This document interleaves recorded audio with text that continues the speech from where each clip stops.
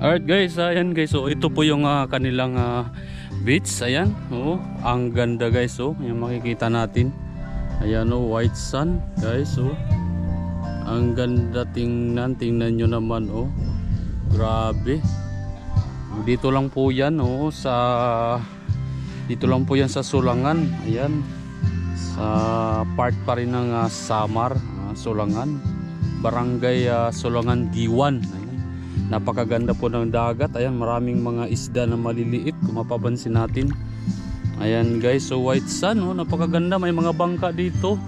Ayan, yung mga bangka, ayan, oh, nilalagay nila sa sa taas kasi pagka lumakas yung alon ay hindi po siya matatangay. Ayan, kung mapapansin natin guys, so napakaganda ng beach nila dito. Ayan, oh, tingnan natin guys, so white sand, oh, napakasarap sa paa. Ayan, ang ganda, ang sarap maligo dito guys. So mapapansin natin, ayan, oh, napakaganda po ng karagatan, oh. Marami lang siyang, may mga lumot lang siya konti, pero white sand po siya. Ayan, mapapansin natin, oh, napakaganda. Ayan guys, oh, napakaganda ng beach.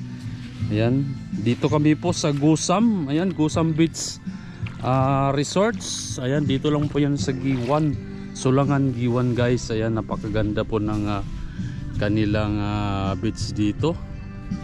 Ayan, napakaganda, white sand. Wow.